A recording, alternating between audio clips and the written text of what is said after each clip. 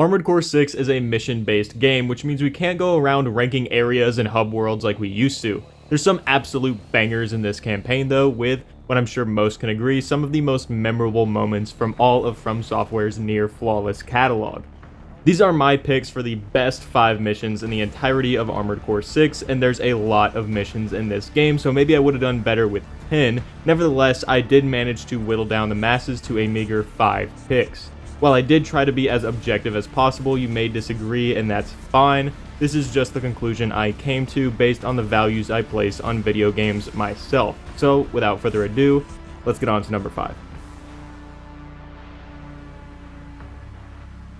MIA, or Missing in Action, is one of these secret missions unlocked only in New Game Plus 2, along with the Path of the Alea Iacta Est ending.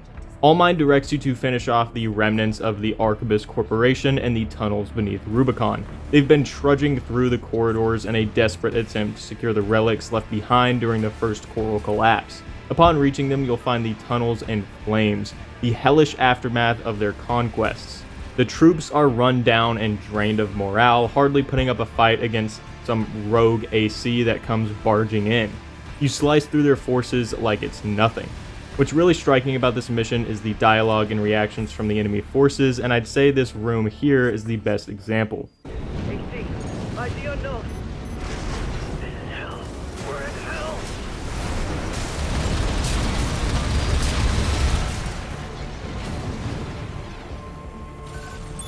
I'm picking up enemies behind you. It's all going wrong, and that AC's to blame. I'm not gonna die like this.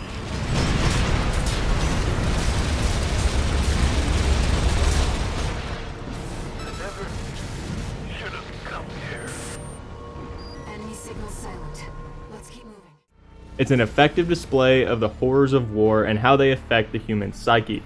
Everyone just regrets that they even came down here, realizing that this is the way they're going to die.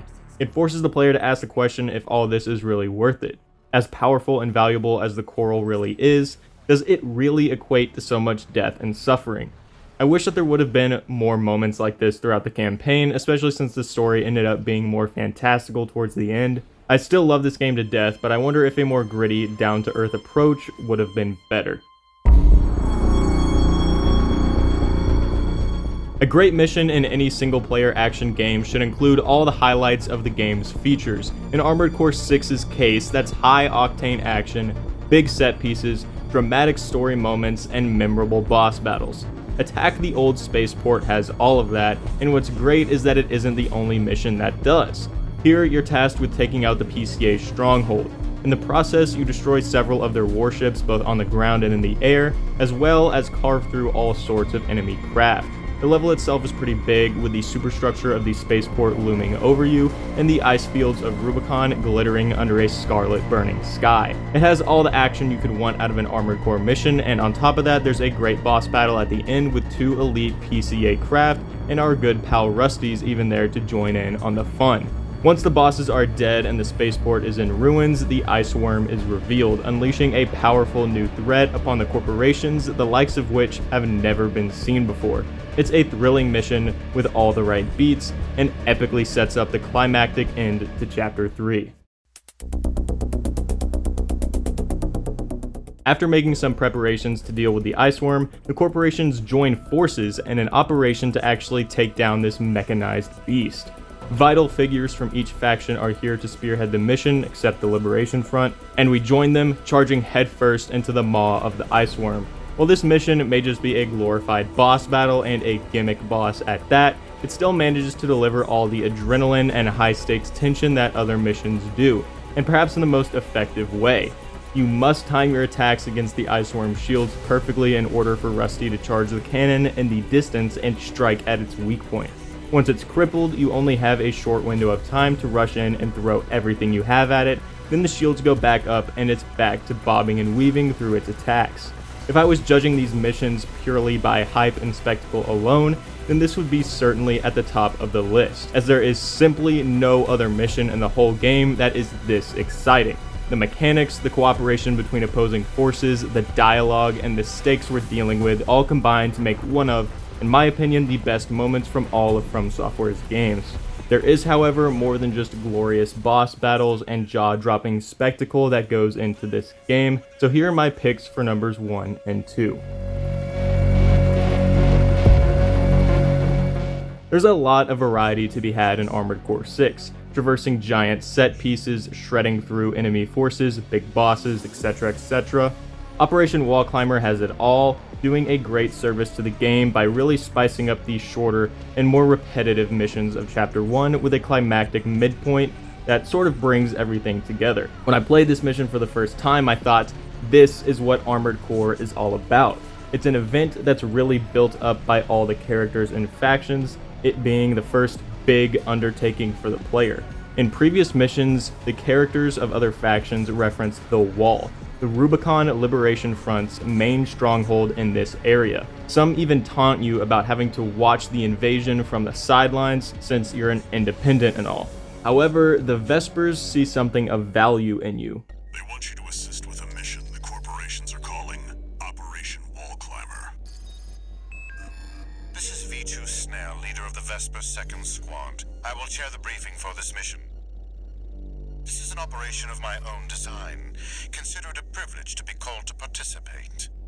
At the beginning, you pierce the enemy's defenses and attack their artillery from behind, securing safe passage for your friendly MTs. You make your way into the wall itself, cleaning out the insides of hostiles, and make your way to the top to meet up with a fellow AC pilot named Rusty.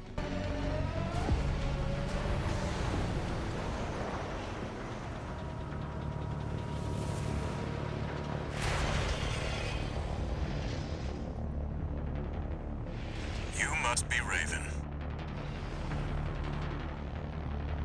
One of the infamous handler Walter's hounds.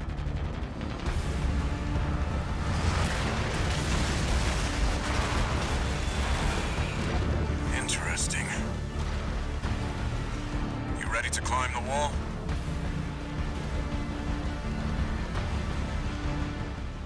The boss itself isn't too hard, but does present a new challenge to you. You can only attack it from the weak point behind its armor, and it's constantly zooming and spinning around. This is where vertical missile launchers come in handy.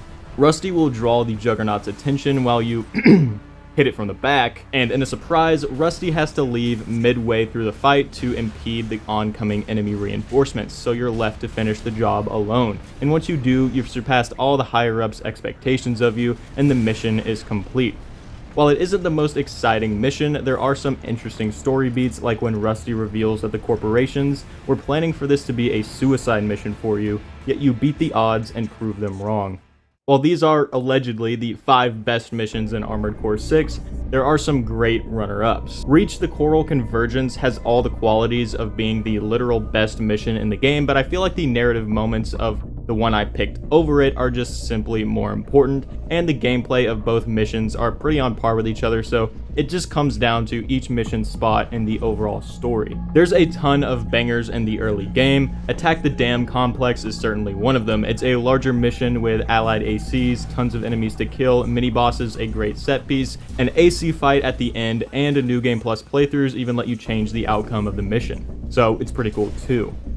I also want to give a shout out to the later missions of Chapter 5, in which you either defend the Xylem colony ship or destroy it. But most of these missions are just roaming around the rather dull interior of the ship, environments that are very present throughout the rest of the game, and it doesn't put you in a whole lot of situations outside of the boss fights that are super unique to those missions.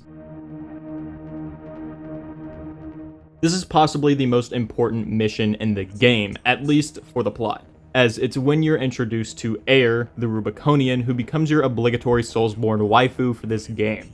But before that happens, your objective is to investigate the Watch Point, a PCA stronghold with the purpose of monitoring the Coral network.